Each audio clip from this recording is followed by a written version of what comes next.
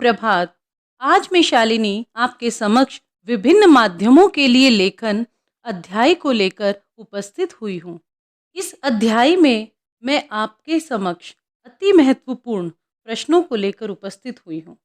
ये प्रश्न हैं जनसंचार के विभिन्न माध्यमों की खूबियाँ और खामियाँ। दूसरा है प्रिंट माध्यम।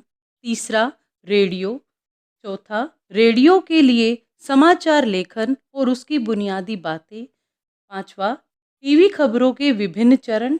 छठा रेडियो और टेलीविज़न समाचार की भाषा और शैली। इसके बाद अगला प्रश्न है इंटरनेट पत्रकारिता, भारत में इंटरनेट पत्रकारिता। और उसके बाद है हिंदी नेट संसार।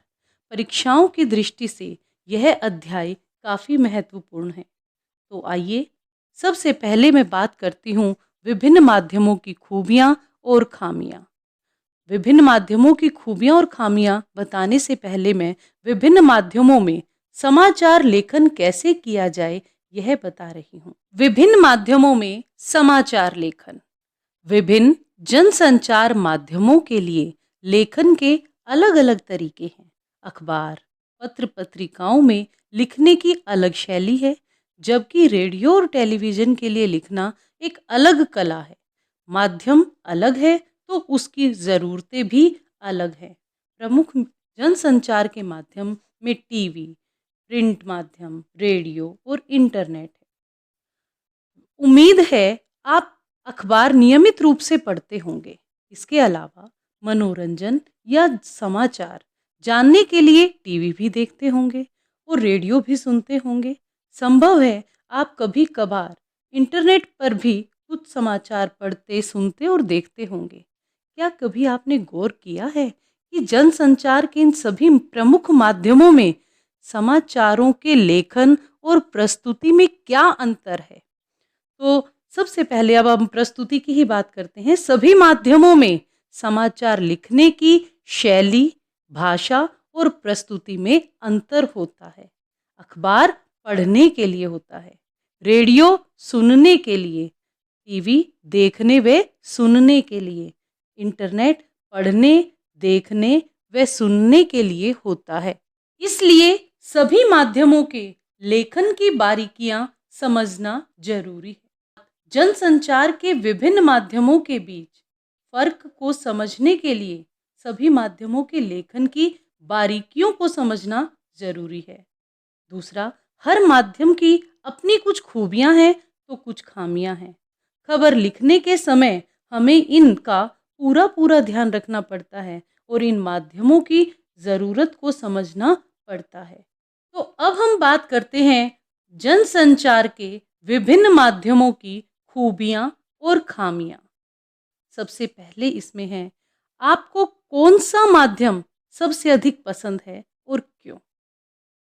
अगर आपसे ही पूछा जाए कि आप जनसंचार के सभी माध्यमों में सबसे अधिक किसे पसंद करते हैं और क्यों, तो आपका जवाब क्या होगा?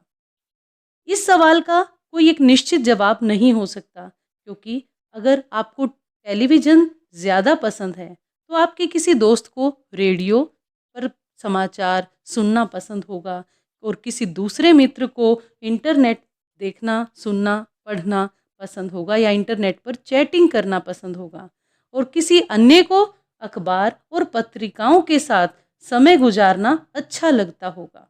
सबकी पसंद अलग अलग होती है। सबकी अपनी अपनी पसंद के पीछे कुछ कारण ज़रूर हैं। आप या आपके दोस्त अलग अलग जनसंचार माध्यमों को इसलिए अधिक पसंद करते हैं क्योंकि उनकी विशेषताएं या खूबियां आपकी या आपके अन्य दोस्तों के मिजाज, रुचियों, ज़रूरतों और पहुंच के अनुकूल है। तो स्पष्ट है, हम सब अपनी अपनी ज़रूरतों, रुचियों और स्वभाव के मुताबिक माध्यम चुनते और उसका इस्तेमाल करते हैं। इसका अर्थ यह भी है कि हर माध्यम की अपनी कुछ विशेषताएं हैं और कुछ खामियां भी हैं।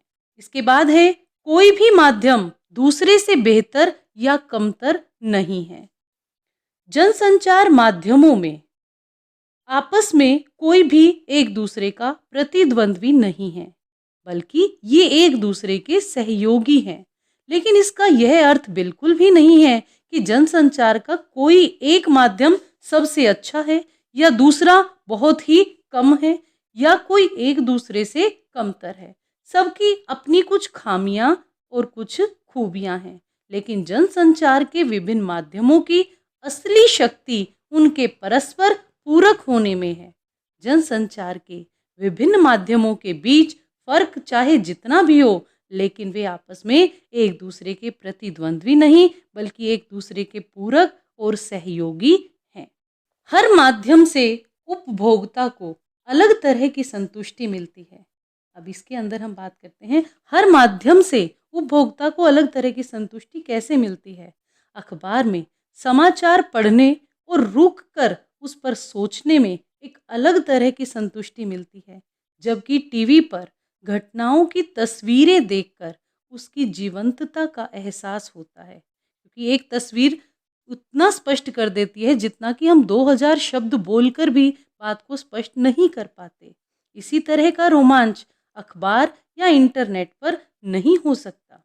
इसी तरह रेडियो पर खबरें सुनते हुए आप जितना उन्मुक्त होते हैं उतना अन्य माध्यमों में संभव नहीं होता, क्योंकि रेडियो एक श्रव्य माध्यम है और उसमें हम हर बात ध्यान लगाकर सुनते हैं।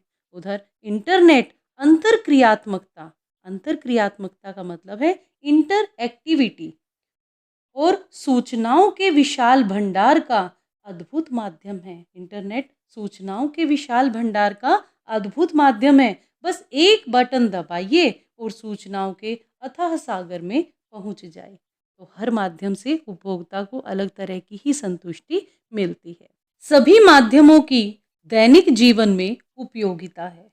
जितने भी जनसंचार के माध्यम हैं उन सब की दैनिक जीवन में उपयोगिता है। ये सभी माध्यम हमारी अलग अलग ज़रूरतों को पूरा करते हैं, इसीलिए इनकी उपयोगिता बनी हुई है और इन सभी की हमारे दैनिक जीवन में कुछ ना कुछ उपयोगिता है। यही कारण है कि अलग अलग माध्यम होने के बावजूद इनमें से कोई समाप्त नहीं हुआ और इन सभी माध्यमों का लगातार विस्तार और विकास हो रहा है। इसी के साथ हमारा यह प्रश्न समाप्त हुआ। अगली वीडियो में मैं आपको प्रिंट माध्यम के बारे में समझाऊंगी। धन्यवाद।